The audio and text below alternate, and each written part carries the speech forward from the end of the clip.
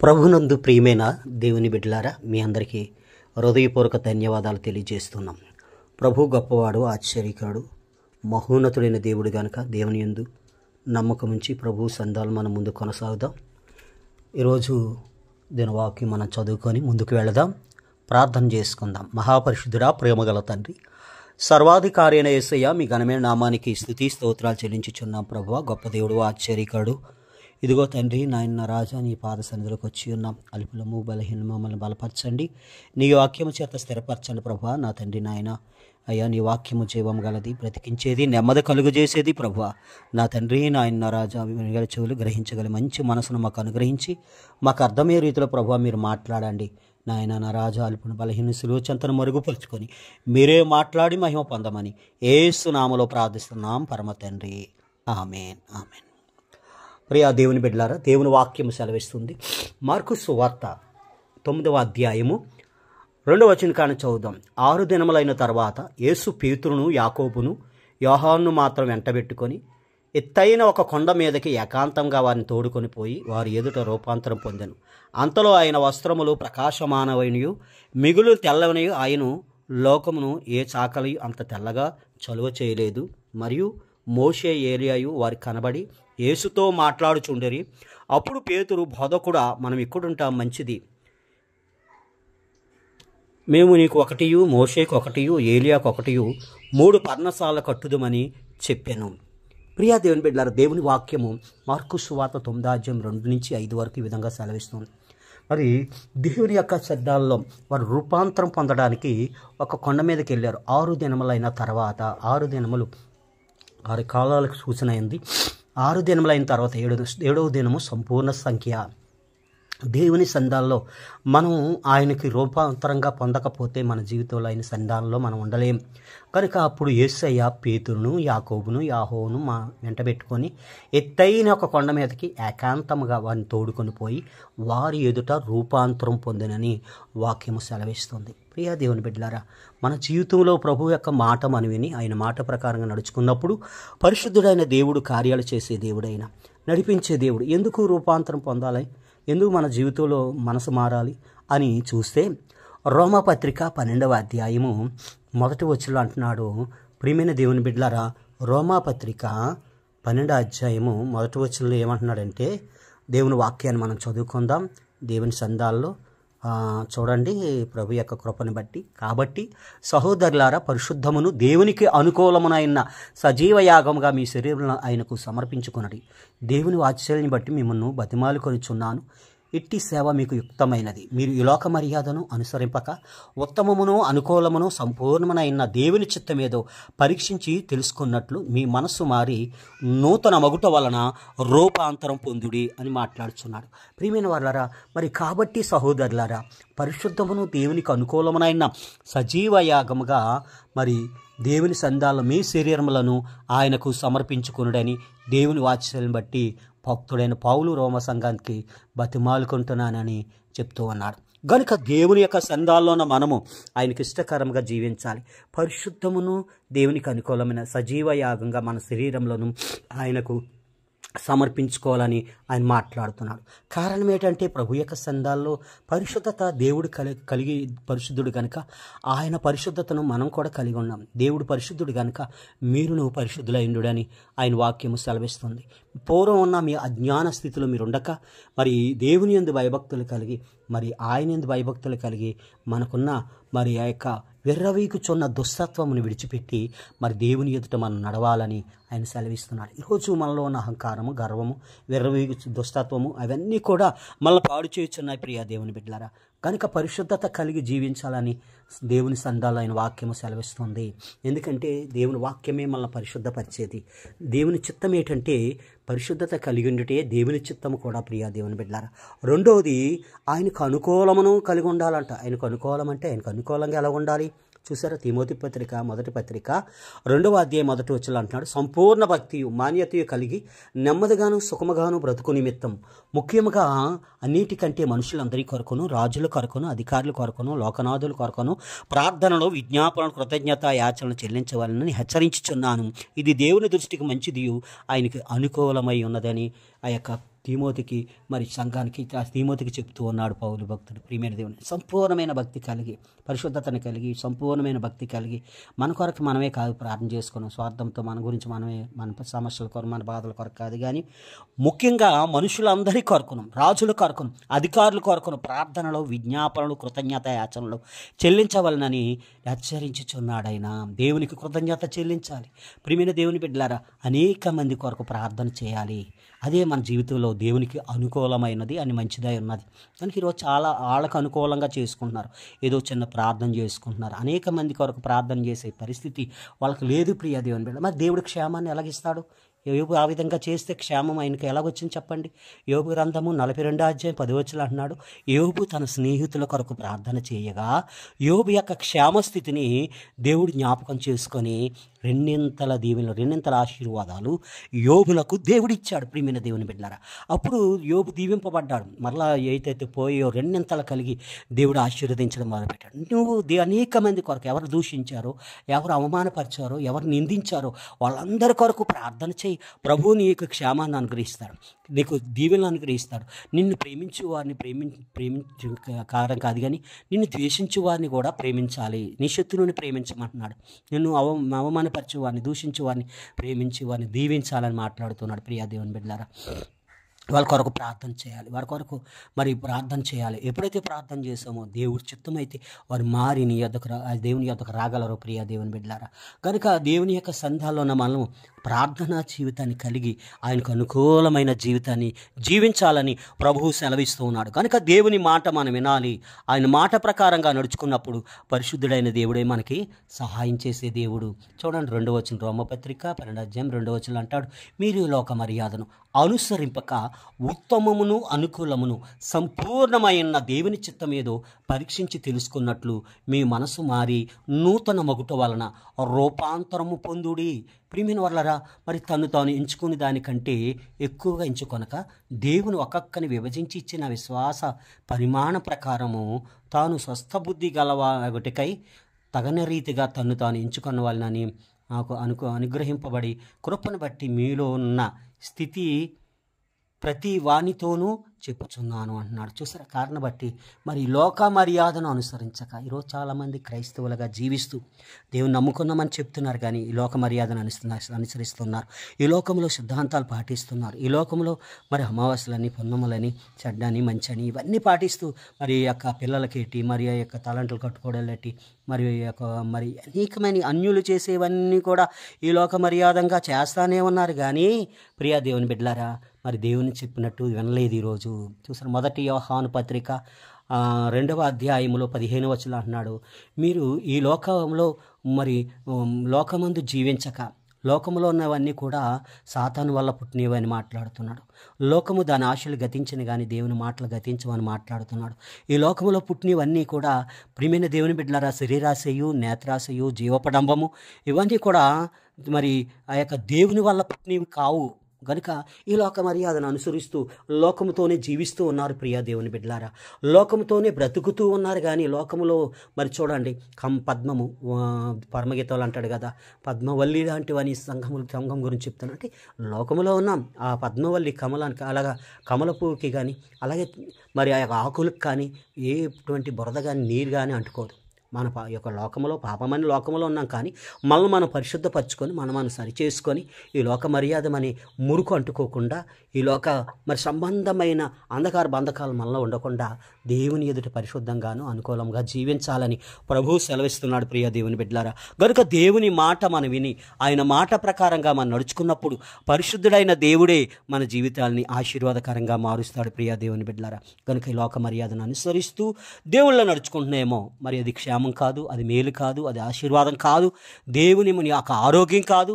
ఈరోజు నాకు ఈ సమస్యలు, ఈ బాధలు అనుకుంటున్నా, కానీ మరి దేవుని చిత్తాన్ని నెరవేర్చేవారుగా లేరని ఆయన మాట్లాడుతున్నాడు. చూసారా, అనుకూలమును ఉత్తమమును సంపూర్ణమైన దేవుని చిత్తం ఏదో పరీక్షించి తెలుసుకున్నట్లు మీ మనస్సు మారి నూతన మగుట వలన రూపాంతరం పొందుడి ఆయన సెలవిస్తున్నాడు. ప్రియా దేవుని బిడ్డలారా, ఉత్తమమైనది ఏంటి? ప్రియమైన వాళ్ళరా, మరి కీర్తనలు అంటారు యెహోవా ఉత్తముడని, రుచి చూచి తెలుసుకుని నరులు ధన్యులని సెలవిస్తున్నాడు. రెండవది ఉత్తమమైన ఇంకొకటికి చెప్పాడు యేసు ప్రభు. మరి మార్తా మరియమ్మలు వారి ఇంటికి భోజనానికి పిలిచినప్పుడు ప్రియమైన వాళ్ళరా, మార్తా అనేకమైన పనిపాట్లు పెట్టుకొని ఏం చేసిందంటే ప్రభువు మీద మరి కోప్పడుతూ ఉంది. మరి అయితే మరి యేసు ప్రభు పాదాల సన్నిధిలో ఉండి ఆయన వాక్యం వింటుంది, ప్రార్థన చేసుకుంటుంది, దేవుని సంధాలు ఉంటుంది, దేవునికి సమయం ఇచ్చింది. యేసుప్రభు ఇంటికి ఎందుకు వచ్చాడు? యేసుప్రభు నీలో ఎందుకున్నాడు? యేసుప్రభు నీతో ఎందుకున్నాడు? ఆయనతో గడపడానికే కదా, ఆయన యందు ప్రార్థనలోను వాక్యంలోను దేవుని సంధాల్లో గడపడానికే కదా. మరి అలా గడిపే టైంలో కూడా నువ్వు పనిపాట్లు పెట్టుకొని, అనేకమైన విచారాలు పెట్టుకొని, అనేకమైన చింతలు పెట్టుకొని, నువ్వు దేవుని మీద నాకెందుకు దేవుడి కష్టాలు పెడుతున్నాడు, ఇన్ని శ్రమలు పెడుతున్నాడు, ఇన్ని బాధలు పెడుతున్నాడని దేవుని మీద కోపించటే ఎలా? ప్రియమైన దేవుని బిడ్డలారా, దేవుని మీద కోపగించడానికి మనకు అర్హత లేదు. ఎందుకంటే ఆయన సంధాలు ఆయన ఉత్తమమైనది ఇచ్చిన దాన్ని పోగొట్టుకుంటున్నావు.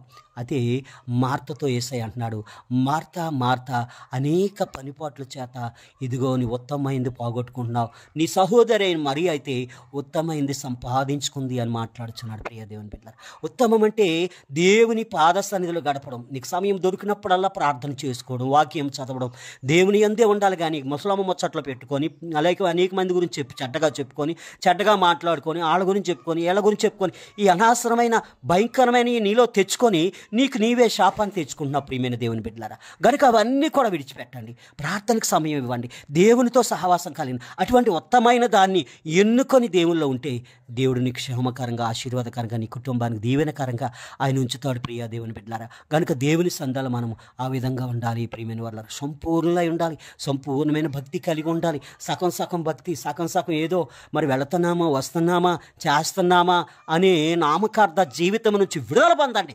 అప్పుడే నీ జీవితం బాగుంటుంది. నూతనమాగా నీ జీవితాన్ని మార్చుకోండి, నీ మనసు మార్చుకోండి. ప్రియమైన దేవుని బిడ్డలారా, నీ మనసు ఏమో దేవునికి ఇవ్వకుండా, నీ దేహం ఏమో దేవునికి ఇవ్వకుండా, దేవుని సంధాలు నీకు ఇచ్చిన దానిలో దేవునికి ఇవ్వకుండా, దేవుని సంధాల్లో నువ్వు నమ్మకంగా లేకుండా నీ ఇష్టానుసారంగా జీవిస్తూ, దేవుడు నన్ను ఎందుకు చూడలేదు, నా కష్టాల నుంచి ఎందుకు ఇడిపించలేదు, నా బాధల నుంచి ఎందుకు ఇడిపించలేదని నువ్వు చెప్పుట ఎలా? అది చెప్పడానికి ఏమైనా అవకాశం ఉందా? నువ్వు సరిగా నడుచుకొని, మనసు మార్చుకొని, నీ జీవితాన్ని రూపాంతరం పొందేటట్లు ఉన్నప్పుడే దేవుడు నిన్ను ఇష్టపడతాడు, దేవుడి జీవితాన్ని ఆశీర్వాదకరంగా ఉంచుతాడు. ప్రియా దేవుని బిడ్డలారా, చూడండి మరి గంగల పురుగు చూడండి, అది ఏం చేస్తుంది? ఎవరి మీద పాకిన దురదగా ఉంటుంది, బాధగా ఉంటుంది, కష్టంగా ఉంటుంది. కానీ అది చూడండి 21 రోజు తను మరి ఏమీ తినకుండా ఆ యొక్క మట్టి గూట్లోనే ఆ యొక్క గొంగళ పురుగు ఉన్నప్పుడు దాని జీవితం ఎలా రూపాంతరం పొందిందో చూడండి. సీతాకోక చిలుకగా మారిపోయి దానికి ఉన్న రెక్కలకున్న ఆ యొక్క రంగులు, ఆ రెక్కలకున్న చుక్కలు, ఆ రెక్కలకున్న అవి చూస్తే ఆ సీతాకోక చిలుక ఎంత పట్టుకోవాలనిపించదు. గంగళ పురుగా మారిన జీవితం, గంగళ పురుగా పరిస్థితులు. ప్రియమైన దేవుని బిడ్డలారా, అలా మారి నీ జీవితాన్ని మార్చుకున్నప్పుడు దేవుడు ఎందుకు ఇష్టపడ్డాడు, మనుషులు ఎందుకు ఇష్టపడ్డాడు? ప్రియమైన దేవుని బిడ్డలారా, దేవుని సందాలు నమ్మకంగా నడవాలి కదా. ప్రభు సందాలు మరి ఆ సీతాకోక చిన్న పురుగే ఉపవాసం 21 రోజు ఉపవాసం ఉందంటే, ఈరోజు ఉపవాసం లేని వాళ్ళు చాలామంది ఉన్నారు. ప్రియ దేవుని బిడ్డలారా, ప్రార్థన లేని వారు చాలామంది ఉన్నారు. అలాంటి మరి వ్రతం లేనివారు నిజమే పురుగులండి. పురుగు, గంగల పురుగు, పాకిరితే దొరదొచ్చే పురుగు, పుండ్లు పడిపోయే పురుగు, మనసు మారిపోయింది.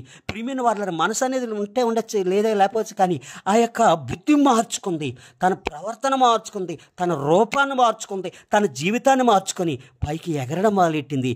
ఎగురుతున్నప్పుడు అందరూ చూసి ఎంతో సంతోషపడుతుంది. నీ జీవితంలో కూడా అలాగే కదా. నువ్వు ఎప్పుడైతే నీ మనసు మార్చుకొని, నీ జీవితాన్ని మార్చుకొని, నీ ప్రవర్తన మార్చుకొని, నీ నడక మార్చుకొని, నీ స్థితిగతులను మార్చుకొని నీవు జీవిస్తున్నప్పుడు నీ జీవితంలో గొప్ప ఆశీర్వాదాలు దేవుడు నీకు ఇస్తాడు. అలాగే ఎగురుతున్నప్పుడు అనేక మంది నిన్ను ఇష్టపడతారు, దేవుడు ఇష్టపడతాడు. ప్రియమైన దేవునికి ఇష్టం ఉంటే అందరికీ ఇష్టంగానే ఉండొచ్చు నువ్వు ప్రభు సందాల్లో. గనుక ప్రియమైన వాళ్ళు ఎవరిని బాధ పెట్టకుండా, మరి గంగుల పురుగు వంటి జీవితం నీలో ఉందేమో, బాధ పెట్టే జీవితం, ఎవరినైనా ఆ యొక్క బలహీనపరిచే జీవితం ఉన్నదేమో, అవమానపరిచే జీవితం ఉందేమో, తిట్లు తిట్టే జీవితం ఉందేమో, మోసం చేసే జీవితం ఉందేమో. ఇలాంటి గొంగళ పురుగు లాంటి జీవితాన్ని మార్చుకో, నూతనపరచు, రూపాంతరం పొందు. ఇప్పుడే ప్రభు నీ జీవితాన్ని ఆశీర్వదిస్తాడు. ప్రియా దేవుని బిడ్డలారా, ప్రభు నీ జీవితాన్ని గొప్ప ఆశీర్వాదంతో నింపి నడిపేస్తాడు. కనుక నీ జీవితం మారాలి. మనసు మారితేనే, ఆ మనసు మారి నీ దేవునికి ఇస్తే నీ ప్రతిఫలం కలుగుతుంది. ప్రియా దేవుని బిడ్డలారా, ఎప్పుడు నేను ఎలా ఉంటానంటే నీ జీవితం కూడా అలాగే ఉంటుంది. రాను రాను నీ జీవితం బలహీనమైపోతుంది, ఆశీర్వాదం పొందుకోలేవు, దేవుని దీవెనలు పొందుకోలేవు. ప్రియమైన వాళ్ళరే, రోజు కష్టాల బాధల్లో నుంచి నీ విడుదల పొందలేవు. కనుక నీ జీవితము దేవునికి కావాల్సింది నూతనంగా మారి రూపాంతరం పొందడం కావాలి ఆయనకి. కనుక ప్రభు సందాల్లో ప్రియమైన దేవుని బిడ్డలారా, అక్కడ ఏలియా మరి మోషే ఆ యొక్క మరి యాకోబు పేతురు యోహానులకు కనబడ్డారు. కనబడినప్పుడు ఒకటే మాట అంటారు ప్రియా దేవుని బిడ్డలారా, ఆయన వస్త్రాలు తెల్లని ఏ చాకలు కూడా ఉతకలేని వస్త్రముల వలె తలతల ప్రకాశమానంగా మెరిచిపోతున్నాయి. అంటే ఎంత పరిశుద్ధతలో చూడండి, ఎంత గొప్పవాడో, ఎంత ఆశ్చర్యకుడు మన ప్రభు అయిన యేసుక్రీస్తు. అలాంటి ఆయన ఈ లోకంలోకి తను తగ్గించుకొని వచ్చాడే, ఈ లోకంలో తన ప్రేమ కలిగి వచ్చాడే ప్రియమైన దేవుని బిడ్డలారా. అందుకే అంటారు వాళ్ళు చూసి, శిష్యులు చూసి ఏమంటున్నారంటే, మీకొకటి పర్ణశాల, మోషేకోటి పర్ణశాల, ఏలియాకోటి పర్ణశాల కడతాం ప్రభువా అంటున్నారు. ప్రియాదేవి ఎంత గొప్పవండి. యేసయ్యకి పర్ణశాల కట్టడం అంటే యేసయ్య పర్ణశాల, యేసయ్య గుణగణాలు మనకు కలిగి. అందుకే పౌలు అంటాడు, నేను క్రీస్తుని పోలు నడుచుకున్నాను, మీరు నన్ను పోలు నడుచుకుని. పౌలు ఒక జనాన్ని షౌలుగా ఉన్నప్పుడు గొంగల పురుగు వంటి జీవితం సీతాకుక్షులుగా మారిపోయి మరి ఆ యొక్క దేవుని సందాలు క్రీస్తుని పోలి నడుచుకోవాలని, క్రీస్తు రూపము కలిగి జీవించాలని, క్రీస్తులో చక్కగా నిలవాలని యేసయ్య మరి గుణగణాలు మనకు కలిగి ఉండాలి. ఆయన ప్రేమను కలిగి, ఆయన క్షమాపణ కలిగి, ఆయన ఏదైతే చెప్పాడో అది అనుసరించి నడుచుకొని నీ హృదయంలో ఒక్క పర్ణశాల కట్టగలిగితే నీ జీవితాన్ని దేవుడు ఆశీర్వదిస్తాడు. రెండవది మోషే ప్రియమైన దేవుని బిడ్డలారా, మోషే ఆ యొక్క మరి యొక్క సంఖ్యాకాండ 12వ అధ్యాయంలో ఆ యొక్క అహరోను మిర్యాములు తన అక్క అన్న కూడా తన మీద చదువుకొని, నీవే ప్రవక్తవా, నీవే యొక్క శావకుడువా, నీవే ఎలా చేస్తున్నావా, మేము ప్రవక్తలం కాదు, మా నోట పలకించడా, మాతో మాట్లాడ్డా దేవుడని ప్రియమైన దేవుని బిడ్డలారా ఆయన మరి అనేకం సనుక్కున్నప్పుడు దేవుడు ఆలకించి దేవుడే సాక్ష్యం ఇచ్చాడు. చూసారా, వాళ్ళు కూడా ఏమనలేదు, ఆయన ఏమి కూడా పలకలేదు. ప్రియా దేవుని బిడ్డలారా, ఏం చెప్తున్నాడంటే ప్రియమైన దేవుని బిడ్డలారా, మోషే నా ఇల్లంతట్లో నమ్మకమైన వాడు. ముగ్గురిని పిలిచి ముఖాముఖిగా మోషేతో మాట్లాడను. మరి ఇక ఆ స్నేహితుడు ఎలా మాట్లాడి నేను అలా మాట్లాడతాను. మరి ప్రియా దేవుని బిడ్డలారా, ఆ యొక్క మిక్కిలి సాత్వికులని మాట్లాడుచున్నాడు. చూడండి, మోషే యొక్క జీవితాన్ని, రూపాంతర జీవితాన్ని చెప్తూ ఉన్నాడు. పర్ణశాల కట్టడం అంటే మోషే ఎలాగైతే తను తగ్గించుకొని జీవించాడో, తన ఇల్లంతట్లో నమ్మకంగా, నీ హృదయమే ఆయన ఇల్లు, ఆయన ఇంటిలో నువ్వు నమ్మకంగా ఉండాలి. ప్రియమైన వాళ్ళారా, ఆ నమ్మకాన్ని పోగొట్టుకుంటున్నావు కదా, ఆ నమ్మకాన్ని పోగొట్టుకొని దేవుని సందాల్లో నీ జీవితాన్ని పోగొట్టుకుంటున్నావు. ప్రియమైన దేవుని బిడ్డలారా, నిజమే, దేవుడు యేసుప్రభు ఒక రోజుని మరి ఆ యొక్క దాసులకు ఒకరికి 10 తాలాంతులు, ఒకరికి 5 తాలాంతులు, ఒకరికి 2 తాలాంతులు, ఇంకొక అతనికి 1 తాలాంతే ఇచ్చాడు. 10కి ఇచ్చినవాడు 10కి 10 సంపాదించుకున్నాడు. 5 తాలాంతులు ఇచ్చినాడు 5కి 5 సంపాదించుకున్నాడు. 2 ఇచ్చినాడు 2కి 2 ఒకటి ఇచ్చిన వాడు ఏం చేశాడంటే ప్రియమైన దేవుని బిడ్డలారా, గొయ్యి తీసి అక్కడ కప్పెట్టాడు. ఈరోజు నీకు తలాంతులు చాలా ఇచ్చాడు దేవుడు. ప్రియమైన దేవుని బిడ్డ, రోజు కప్పిపెట్టి చూస్తున్నాయేమో నీ జీవితంలో. ప్రియమైన వాళ్ళరా, ఆ కప్పెట్టిన వచ్చినాడు, నాయనా నువ్వు కఠినాత్ముడివి, నువ్వు ఎలాంటి వాడివి అని తెలిసి నీ తలంత మరలా తిరిగి నీకు ఇచ్చేద్దామని ఇదిగో దాచిపెట్టాను అంటున్నాడు. ప్రియమైన ఆయన ఇప్పుడు ఏమన్నాడు యేసు ప్రభు, ఈయన తీసుకెళ్ళి చీకటి గదిలో వేసేయండి, అక్కడ పండ్లు కొరుకుతూ ఏడిపోయి అక్కడ ఉండును, అక్కడ అగ్నిగుండంలో ఉండును అని మాట్లాడుచున్నాను. అగ్ని ఆరదు, పురుగు చావదని చెప్పాడు. ప్రియమైన వాళ్ళారా, దేవుడు నీకు ఇచ్చిన తలాంతుని నువ్వు దాచిపెట్టుకుంటున్నావు. పాటలు పాడి తలాంతి ఇచ్చాడు, ప్రార్థన చేసి తలాంతి ఇచ్చాడు, దేవుని కొరకు పరిచర్య చేసే తలాంతి ఇచ్చాడు, దేవుని కొరకు పరిచర్య కొరకు ప్రార్థన చేసే తలాంతి ఇచ్చాడు. ప్రియమైన దేవుని బిడ్డలారా, దేవుని కొరకు ఇచ్చే నీ ధనాన్ని ఇచ్చే తలాంతులు ఇచ్చాడు. ప్రియమైన వాళ్ళారా, ఈ తలాంతులన్నీ నువ్వు భూమిలో కప్పెడుతున్నాయేమో ఒకసారి జ్ఞాపకం చేసుకో. మరి 10కి 10 సంపాదించిన బలా నమ్మకమైన మంచి దాసుడు అన్నాడు. 5కి 5 సంపాదించిన బలా నమ్మకమైన దాసుడా, ఇంకా నీకు అప్పగిస్తున్నాను. 2కి 2 సంపాదించిన ఇంకా బలా నమ్మకమైన, ఇంకా ఎక్కువగా నీకు ఇస్తున్నాను చెప్పాడు. మరి 1 ఇచ్చిన వాడిని మరి కప్పి పెట్టాడు కనుక తీసుకెళ్ళి చీకటి గదిలో వేసండి అంటున్నాడు. కారణం ఏంటంటే ప్రియమైన వాళ్ళరా, కప్పి పెట్టి కూర్చున్నా. ఈరోజు నీ జీవితాన్ని, దేవునికి ఉపయోగపడే సమయాన్ని, దేవునికి ఉపయోగపడే తలాంతిని, దేవునికి ఉపయోగపడే ప్రార్థన జీవితాన్ని, సువార్త జీవితాన్ని, మరి పరిచర్యకి ఇచ్చే సహాయాన్ని ప్రియమైన దేవుని బిడ్డలారా, దేవుని కొరకు రాకుండా చేయకుండా నువ్వు చేస్తున్నామో, కప్పి పెడుతున్నామో నీ జీవితంలో ఒక్కసారి జ్ఞాపకం చేసుకో. వాళ్ళు ఎక్కడ ఉంటారో తెలుసా? నరకమని అగ్నిగుండంలో ఉంటారు. ప్రియా దేవుని బిడ్డలారా, నరకమని అగ్నిగుండంలో ఉంటారు. కారణం ఏంటంటే అక్కడ అగ్ని ఆరదు, పురుగు చావదు, పండ్లు కొరుకుటి ఏడుపును ఉండునని మాట్లాడుతున్నాడు. కారణం ఏంటంటే నీ యొక్క జీవితంలో నమ్మకంగా ఉండాలి. దేవుని కొరకు నమ్మకంగా ఉన్నప్పుడే దేవుడు నీ కుటుంబాన్ని, నీ జీవితాన్ని ఆశీర్వదిస్తాడు. కొన్ని రోజులు బాగానే ఉంటున్నావు, కొన్ని రోజులు నమ్మకాన్ని పోగొట్టుకున్నావు, వాళ్ళ వీళ్ళ మాటలు విని దేవునికి దూరం అయిపోతున్నావు. ప్రియమైన దేవుని బిడ్డలారా, నీ జీవితాన్ని కాపాడుకొని దేవుని కొరకు పర్ణశాల కట్టుకొని ఉండు. ప్రభువు నీ గొప్ప కార్యాలు చేసే దేవుడైనా, ఆశ్చర్యకాలు చేసే దేవుడు. నిజంగా యేసయ్యకు ఒక పర్ణశాల నువ్వు కడుతున్నావా? మోషే కట్టినట్లుగా మరి ఆయన ఇల్లంతట్లో నమ్మకంగా ఉంటున్నావా? మిక్కిలి సాత్వికులు ధన్యులు, వారు భూలోకమును స్వతంత్రం. నీ నోరు మంచిదైతే, నీ జీవితం మంచిదైతే భూలోకంలో ఉన్న వాళ్ళందరినీ కూడా సంపాదించుకోగలవు. వారందరూ మంచితనాన్ని జీవితాన్ని, వారందరి జీవితాలని నీవు మరి ఓపికతో సహనంతో ఉన్నప్పుడు దేవుడు వారందరిని కూడా భూలోకానంతటిని కూడా అలాగే యేసయ్య చేశాడు. ఆయన ప్రపంచాన్ని సంపాదించుకున్నాడు. ప్రియా దేవుని బిడ్డలారా, ప్రభు సంతాలు మోషే ఆ యొక్క అన్ని లక్షల మంది జీవితాలను సంపాదించుకున్నంటే ఎంత నమ్మకంగా ఉన్నాడు, ఎంత ఆ యొక్క సాత్వికం కలిగి జీవించాడు. ప్రియా దేవుని బిడ్డలారా, కనుక అటువంటి తగ్గింపు జీవితం, సాత్వికమైన జీవితం ఏమన్నా ఏదైనా ప్రభుతోనే చెప్పుకునేవాడు మోషే. ప్రియమైన దేవుని బిడ్డలారా, కనుక నువ్వు దేవునితోనే చెప్పుకుంటే దేవుడే నీ సమస్యలు, నీ బాధలు, నీ ఇబ్బందులు, ఇరుకలన్నీ కూడా తీర్చగలడు. ఈ ఏలియా యొక్క పర్ణశాల కట్టాలి. ఏలియా ప్రియమైన దేవుని బిడ్డలారా మన వంటి స్వభావం గల మనుషుడే. ప్రియమైన వాళ్ళారా, దేవుని వాక్యంలో సెలవిస్తున్నాడు. పేతురు పత్రికలో 5వ అధ్యాయంలో చివరి మాటలో 7వ వచనం అంటున్నాడు, ఏలియా మన వంటి స్వభావం గల మనుషుడే. ఆసక్తితో ప్రార్థన చేయగా 3.5 సంవత్సరాల వర్షం ఆగిపోయింది. మరలా ప్రార్థించగా ఆకాశం వర్షం ఇచ్చిన, భూమి తన ఫలం ఇచ్చిన.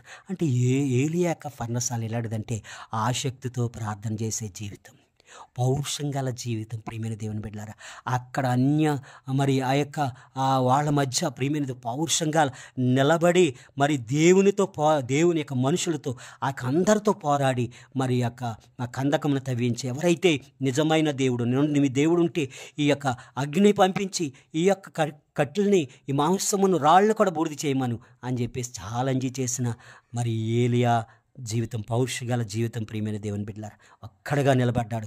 వారెవ్వరు కూడా అంత చేసినా సరే అగ్ని వచ్చి కాగలేదు. నా జీవము గల దేవుడా అని ప్రార్థన చేయగా ఆకాశం నుండి అగ్ని వచ్చి ఆ కట్టెలను, ఆ యొక్క మాంసమును, ఆ యొక్క రాళ్ళను కూడా బూడిద చేసేసాయి. దేవునికి స్తోత్రం, హల్లెలూయా. అలా నువ్వు నిలబడగలుగుతున్నావా? ఏ మనిషి మారడండి, ఏ జీవితం మారదండి. నేను ఎంత చెప్పినా వెళ్ళలేదండి, ఎంత చెప్పినా ఆలకించాలంటే నీలో ఆసక్తి కలిగి నువ్వు ప్రార్థన చేయలేకపోతున్నావు, పట్టుదల కలిగి ఉండలేకపోతున్నావు. ప్రియమైన దేవుని బిడ్డలారా, మారాలంటే ప్రార్థన ఒకటే. ఏలియా చేసిన ప్రార్థన, ఆసక్తితో ప్రార్థన. ప్రియమైన దేవుని బిడ్డలారా, ఈ శరీరం అంటే మాంసం అనగా శరీరము, కట్టెలు అనగా ప్రియమైన దేవుని బిడ్డలారా మనిషి యొక్క గుణగణాలు, రాళ్ళు అనగా రాతి హృదయం. ఎలాంటి హృదయాలైనా, ఎలాంటి దాన్నైనా బూడిద చేసే సమర్థత, దహించు అగ్నికై ఉన్నది నా దేవుడు. అగ్ని పంపించి ఎలాంటి వ్యక్తినైనా మార్చగలడైనా, ఎలాంటి జీవితాలైనా మార్చగలడు. ఎలాంటి త్రాగుబోతులైన, వ్యభిచారులైన, దొంగలైన, తిట్టేవారిని, ఎలాంటి వారినైనా మార్చగల శక్తి, శక్తి, బలము నా యేసులో ఉంది. ప్రియమైన దేవుని బిడ్డలారా, అలా నువ్వు ప్రార్థించగలిగితే ఎలాంటి వారైనా రక్షింపడతారు. మరి చూడండి, ప్రభు యొక్క సంఘాల్లో ప్రియమైన దేవుని బిడ్డలారా, పిలిపి మరి దేవుని యొక్క సంఘాల్లో ఆ యొక్క ప్రభు స్టెఫెన్ జీవితంలో చూడండి, అతను మరి ఆ యొక్క సౌలు కొరకు ప్రార్థన చేశాడు. సౌలా, నన్ను చంపినా పర్లేదు కానీ నీవు దేవుని పని చేయాలని ప్రార్థన చేశాడంటే. ప్రియమైన వాళ్ళ చనిపోతున్నప్పుడు కూడా ఆ యొక్క మరి స్టెఫెను, ప్రియమైన దేవుని బిడ్డలారా, మరి ఆ దేవుని యొక్క సన్నిధానంలో ప్రార్థన, ప్రభు ఈ పాపం వీరి మీద మోపకాన్ని క్షమించినప్పుడు ఆకాశములో ఉన్న ఆ యొక్క పరలోకం తెరబడి ఆ సింహాసనం మీద నా యేసు ప్రభు లేచి నుంచున్నాడు. ఆ యొక్క స్నేహితుడా రా అని. ప్రియమైన దేవుని బిడ్డలారా, ఎంత గొప్ప కార్యం దేవుని సంఘాల్లో. అలాంటి సౌలుని పౌలుగా మార్చడానికి ప్రార్థన ఎవరిదో తెలుసండి? స్టెఫెన్ గారిది. నువ్వు అలాంటి జీవితం ఉన్నదా? అలాంటి వారిని నువ్వు మార్చగల పరిస్థితులు నీలో దేవుడు సత్తా ఇచ్చాడు, శక్తినిచ్చాడు, ఆసక్తినిచ్చాడు. అవన్నీ నువ్వు చేయగలిగితే దేవుడు నీ చుట్టుపక్కల ఉన్న, నీ వీధిలో ఉన్నవారిని, గ్రామంలో ఉన్న, పట్టణంలో ఉన్నవారిని ఆయన అంతా కూడా మార్చగలడు. ప్రియ దేవుని బిడ్డలారా, ఎందుకంటే గొప్ప కార్యము చేయగలడు ఆయన, ఆశ్చర్యకార్యం చేయగలడు. ప్రియమైన దేవుని బిడ్డలారా, నినేవే పట్టణానికి ఒక్కనే పంపించాడు. ఆ యొక్క యోనాను ఒక్కనే పంపించి ఆ సువార్త ప్రకటించమన్నాడు. ప్రియమైన దేవుని బిడ్డలారా, యోనా ముందు భయపడ్డాడు.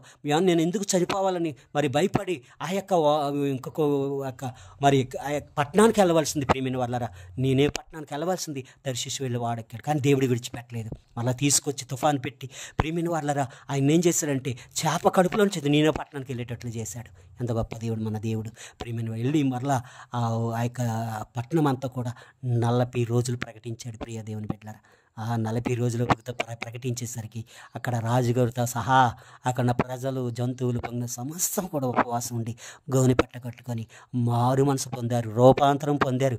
అప్పుడే ఉండవలసిన అగ్నితో కాల్చేస్తున్న పట్టణాన్ని, ప్రియమైన దేవుని బిడ్డలారా, అగ్నితో నశింపజేస్తున్న పట్టణాన్ని దేవుడు రక్షించుకున్నాడు. అయ్యో, ఈ పట్టణాన్ని ఇంతగా ఉపవాసం ఉండి ప్రార్థన చేస్తున్నారు, అని మారిపోయారు, రూపాంతరం పొందారని వారికి రావాల్సిన ఆ కోపం తీసివేసుకొని వారి మీద జాలి చూపాడు, కృప చూపాడు. ఆ పట్టణస్తులు అందరినీ కూడా రక్షించాడు. ప్రియా దేవుని బిడ్డలారా, ఈరోజు నువ్వేమైనా ప్రార్థన చేస్తున్నావు, ఏమైనా ప్రకటిస్తున్నావు, ఏమని చెప్తున్నావు వారికి ప్రభు సంఘాల్లో ఆ విధంగా నువ్వు చేసినప్పుడు దేవాతి దేవుడు కార్యాలు చేయగలడైనా, సమస్తం సమకూర్చగల దేవుడైనా, మహిమ కార్యాలు చేయగలడు కనుక దేవుని యందు విశ్వాసంతో ఉండి నీవు ఆ విధంగా చేయగలిగితే ఆ పరిశుద్ధుడైన దేవుడు నీ పక్షాల నుండి కార్యం చేస్తాడు. ప్రియమైన దేవుని బిడ్డలారా, కనుక యేసయ్య చెప్తున్న ప్రతి మాట పరలోక సంబంధమైన జీవం గల మాట. అది ఆ మాటను నువ్వు అర్థం చేసుకొని ముందుకు వెళ్ళగలిగితే దేవుడు నీ ఇంట్లోనే ఉంటాడు, నీతోనే ఉంటాడు. నీకు ఆశీర్వాదం, దీవెన, ఉభయదేదం ఇంట్లో ఎప్పుడైతే ఆ యొక్క మందస్సు ఉన్నదో, 3 నెలల మనసు ఉందో ఉభయదేదం కుటుంబాన్ని దేవుడు ఆశీర్వదించాడు.